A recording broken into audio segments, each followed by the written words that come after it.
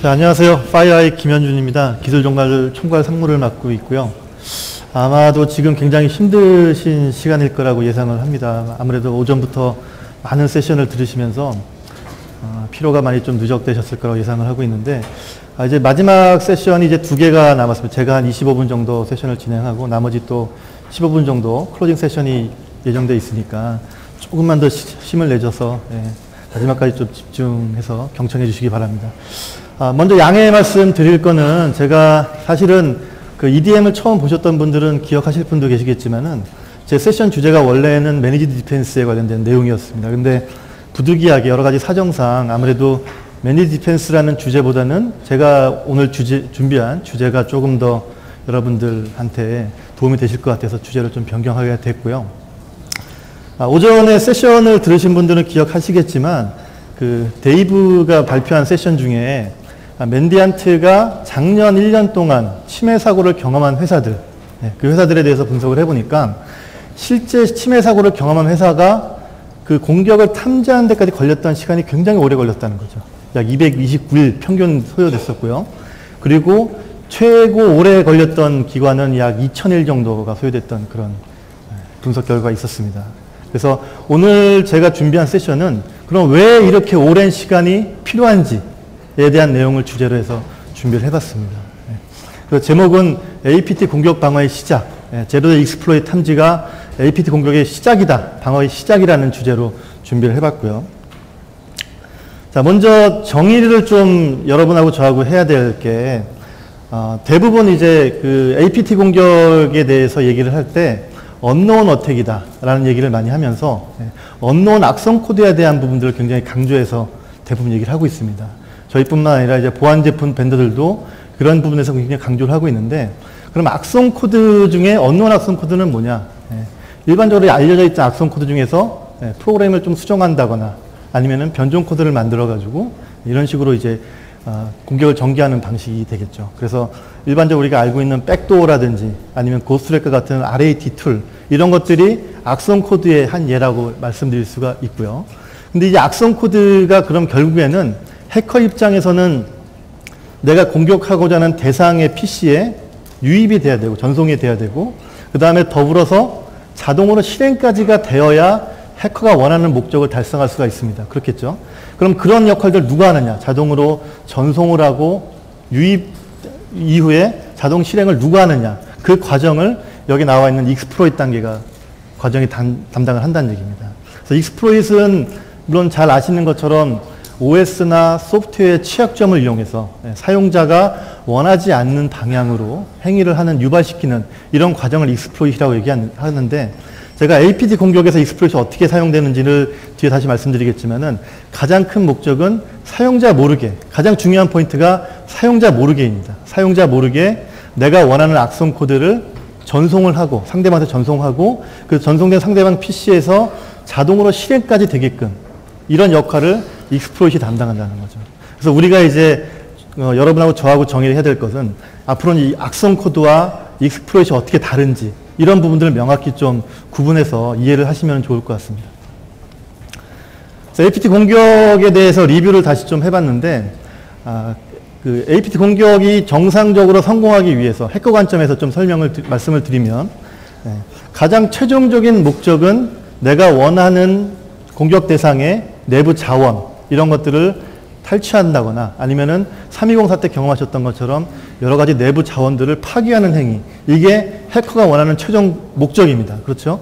그 최종 목적을 이루기 위해서 내부의 여러 가지 자원들에 대해서 확보를 해야 되고요. 여러 PC들을 감염시켜야 되고, 그 감염시키기 위해서 그 전 단계의 CNC 서버로의 통신이 필요하게 됩니다. 그래서 내가 만들어 놓은 CNC 서버로 내부에 있는 PC가 접속을 유도하게끔 이런 행위가 필요하다는 얘기죠. 그럼 이 CNC 서버와의 콜백 통신을 유발하기 위한 것들을 보통 우리가 악성 코드라는 이름으로 얘기를 한다는 얘기죠. 또 다른 이름은 이제 드라퍼라는 얘기라도 이름으로도 얘기하고 있는데, 이 악성 코드는 앞에도 말씀드렸던 것처럼 대부분 고스트렛이라든지 아니면 다크커멧, 포이즌 아이비와 같이 이미 알려져 있는 악성 코드를 대부분 사용한다는 얘기죠. 그래서 작년에 저희가 파이어아이가 분석한 결과를 보더라도 APT 공격에 가장 많이 사용됐던 악성 코드는 고스트렛이라는 이미 알려져 있는 툴입니다. 이미 2008년도부터 공개되어 있는 그 툴이죠.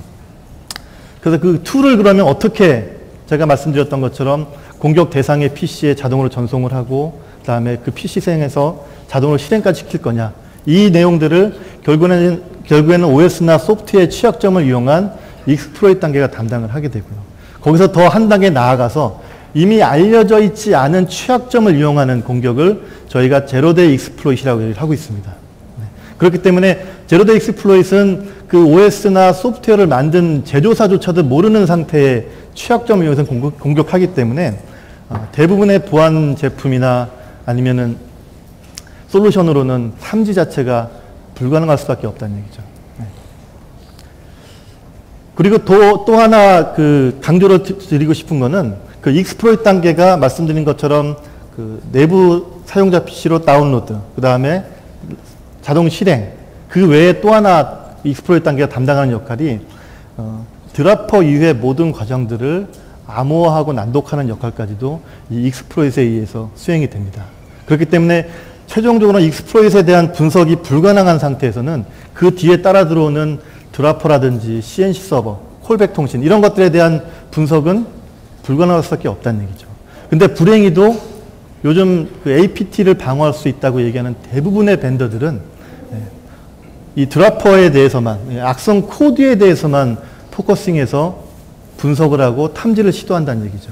그렇기 때문에 탐지에 대한 능력이 현저히 떨어질 수밖에 없고 익스플로이트 단계를 이해하지 못하면은 그렇기 때문에 APT 공격 방어에 대해서 실패할 수밖에 없게 되는 겁니다.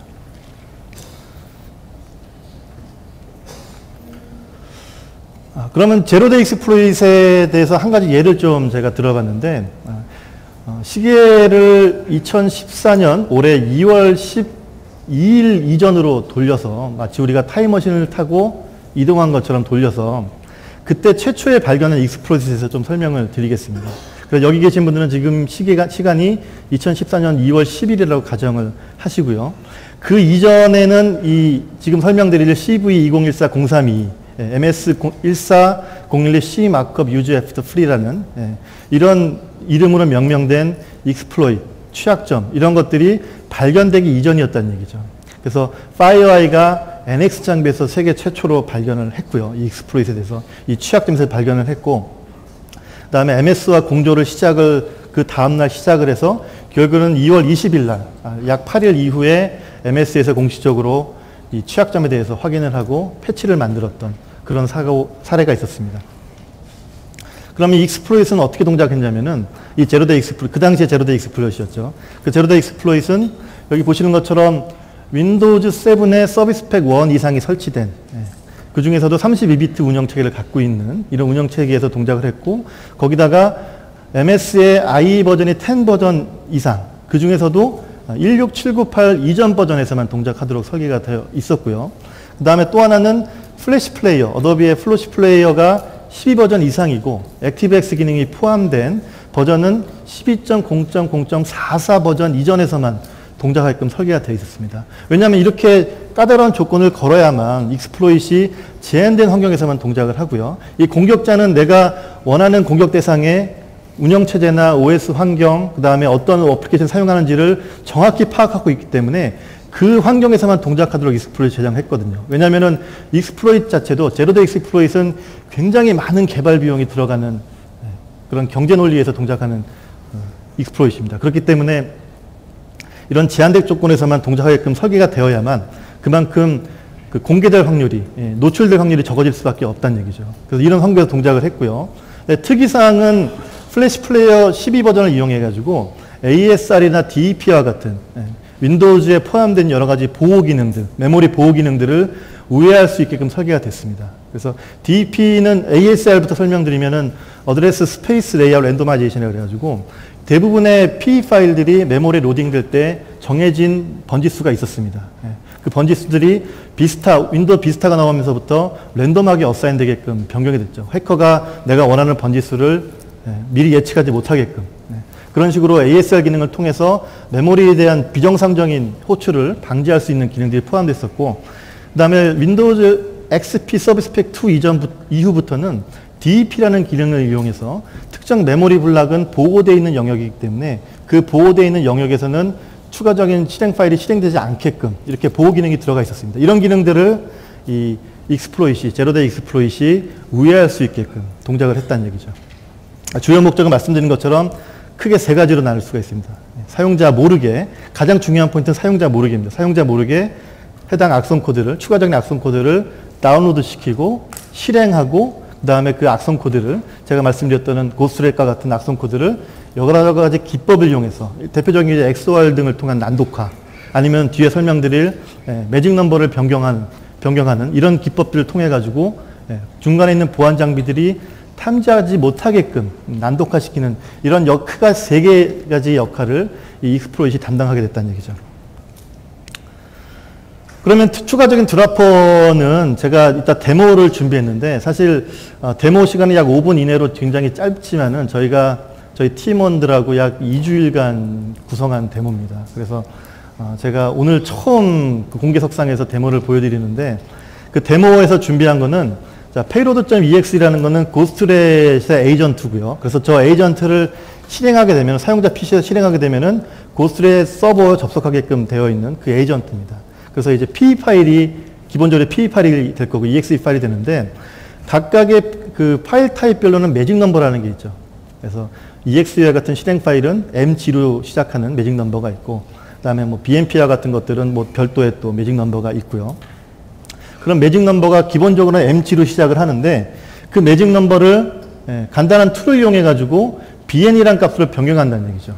그러면은 중간에 있는 백신이나 IPS 아니면 심지어는 대부분의 샌드박스들도 이 매직 넘버가 변경되어 있는 부분들 때문에 저 파일을 정상적으로 실행을 못하고 결국에는 분석을 못하게 되는 이런 결과를 초래할 수가 있습니다. 그리고 또 하나 해당 파일의 확장자를 EXE에서 BMP로 변경하게 되면은 사용자는 이게 그림 파일인 것처럼 오해할 수밖에 없다는 얘기죠. 그래서 제가 이 페이로드를 매직 넘버를 변경하고 그 다음에 익스텐션을 변경한 이후에 제가 바이러스 토탈에 확인을 해보니까 여기 보시는 것처럼 대부분의 백신 제품에서 저 에이전트를, 고스트렛 에이전트를 악성 행위를 할 수 있는 에이전트임에도 불구하고 악성으로 분류를 못한다는 얘기죠.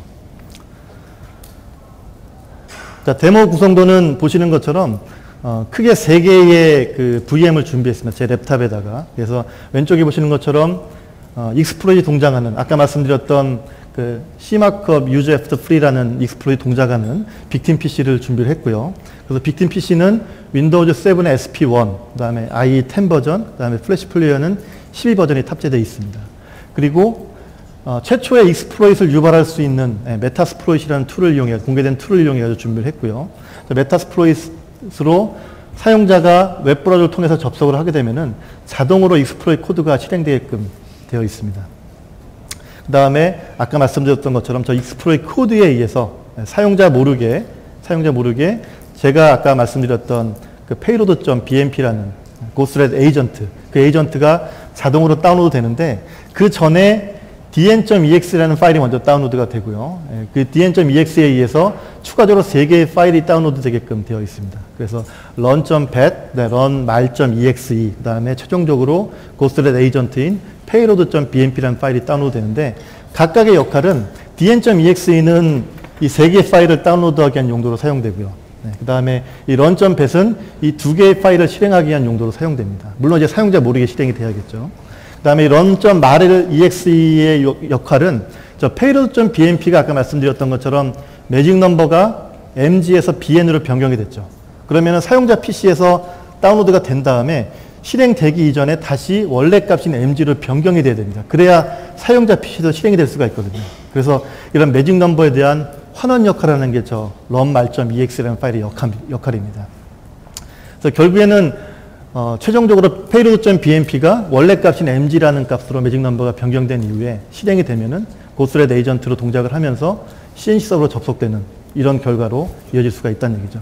근데 여기서 이제 하나 강조드리고 싶은 거는 각각의 파일들 dn.exe부터 run.bat, run-exe, 그 다음에 최종적으로 payload.bmp, 매직 넘버가 BN인 상태에서의 payload.bmp 이 4개의 파일들은 각각의 파일들은 지극히 정상적인 파일이라는 얘기죠.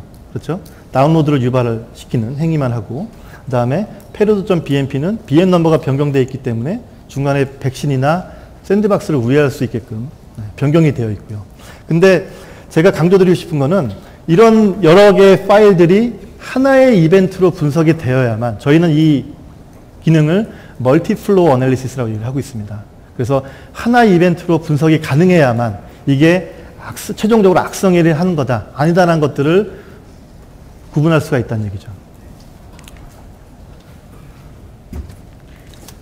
그래서 데모를 보여드리겠습니다.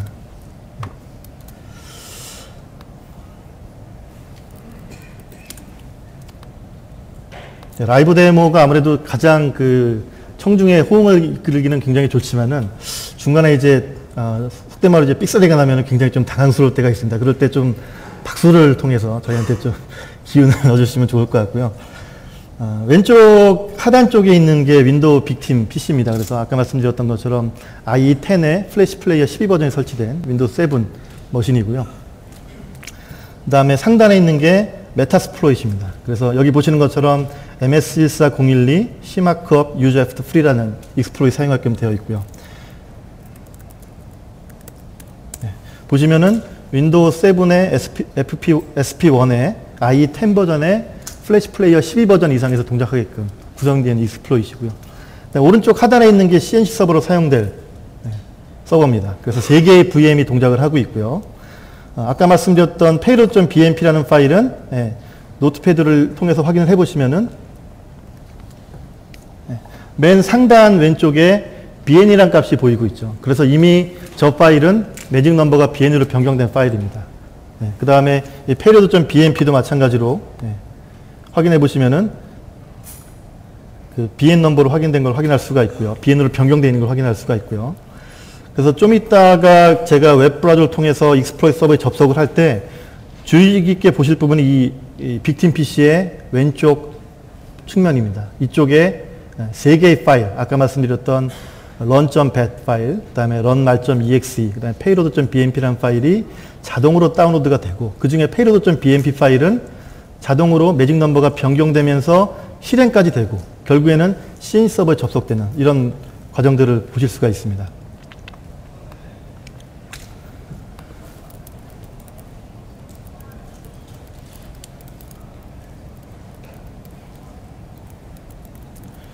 여기서 이제 하나 더 말씀드릴 거는 이 URL은 사실 그 사회공학적 기법을 이용해 가지고 그 상대방한테, 공격 대상한테 전달할 수도 있고요.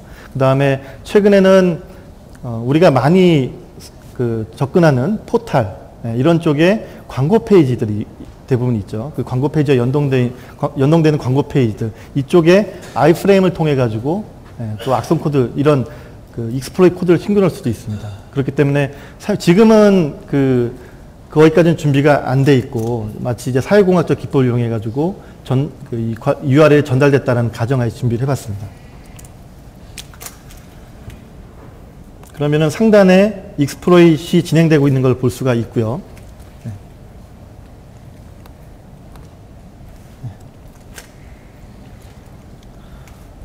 이런 식으로 이제 가끔 안 될 때가 있거든요. 이럴 때는 당황하지 않고 제가 다시 한번 해보겠습니다.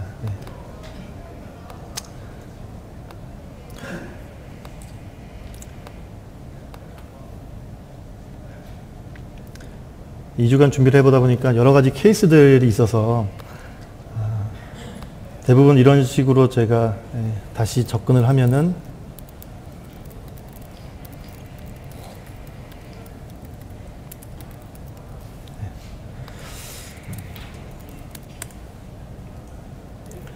동작이 가능해야 되고요.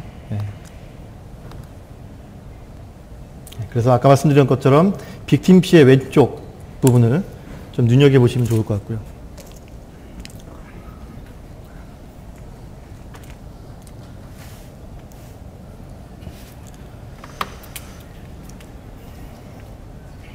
보시는 것처럼 지금 3개 파일이 생겼죠.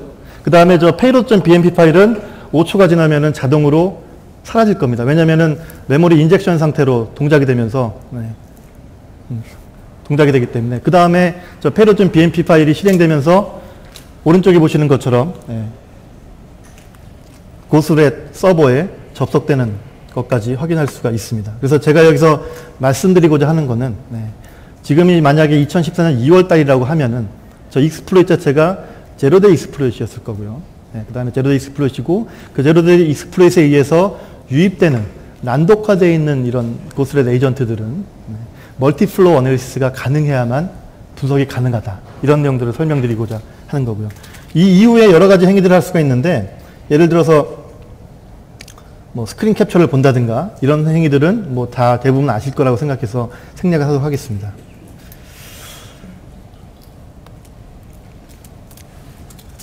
그럼 파이어에는 어떻게 분석이 되냐? 저 NX 장비에서 분석된 결과를 간략하게 좀 보여드리겠습니다. 보시는 것처럼 최초의 익스플로이 유포지, 맨 상단에 있는 유포지, 그 다음에 BNP 파일, run.mal.exe, run.bat 이 파일들을 하나의 이벤트로 분석한다는 얘기죠. 그래서 최초의 익스플로이트로부터 저런 3개의 파일이 다운로드 된다. 이런 내용들을 확인할 수가 있고요. 최종적으로 이 행위는 결국 악성이다. 라는 것들을 확인할 수가 있습니다. 저희 장비를 통해서. 그래서 짧은 시간 동안 이제 준비를 해서 말씀을 드리고 있는데 마지막으로 이제 서머리를 좀 다시 말씀드리면은 제가 서두에도 강조해 드렸던 것처럼 이제는 악성 코드와 익스플로잇에 대해서는 구분이 필요하다. 그래서 얼마 전에도 미디어에 320 변종 코드가 나왔다고 모 보안 업체에서 공개를 한 적이 있었습니다. 근데 그 변종 코드, 변종 악성 코드는 사실 누구나 쉽게 만들 수 있다는 얘기죠. 하루에도 수십만 개의 변종 코드들이 나오고 있습니다. 이런 것들은 더 이상 이슈화가 될 수는 없다는 얘기죠. 반대로 익스플로잇에 대한 부분들, 그 중에서도 제로데이 익스플로잇에 대한 부분들은 굉장히 눈여겨 관심을 기울여서 확인하셔야 되고 결국 이 보안 제품들이 APT를 방어할 수 있다고 주장하는 보안 제품들이 제로데이 익스플로잇을 탐지할 수 있느냐 없느냐에 대한 부분들을 확인을 하셔야 된다는 얘기고요. 그 중에서도 웹을 통한 제로데이 익스플로잇, HTML이나 자바스크립트와 같은 웹을 통한 제로데이 익스플로잇을 분석할 수 있느냐. 파이어아이는 2013년도에 전 세계 총 13개 발견된 제로데이 익스플로잇 중에서 11개를 최초로 발견했습니다. 그만큼 웹을 통한 또는 제로데이 익스플로잇에 대한 탐지 능력, 이 부분들은 이미 숫자로 검증이 되어 있다고 말씀드릴 수가 있고요. 그 다음에 또 하나는 멀티플로우에 대한 분석. 말씀드렸던 것처럼 익스플로잇을 통해서 유입되는 여러 파일들, 그 중에 난독화되어 있거나 암호화되어 있는 파일들, 이런 것들을 하나의 이벤트로 구분해서 분석할 수 있느냐. 이게 APT 방어의 가장 핵심이고 시작이 되는 포인트란 얘기죠. 자, 오늘 저희 세미나 주제가 우리는 눈 깜빡할 순간조차도 허용하지 않는다입니다. 그래서 좀 더 기술적으로 설명을 드리면 저희는 제로데이 익스플로잇과 이런 멀티플로우 어널리시스를 기능을 통해서 APT 방어의 가장 시작이 되는 그런 여러 가지 탐지 능력들을 기술적으로 제공해드리고 있다라고 말씀드릴 수가 있습니다. 감사합니다.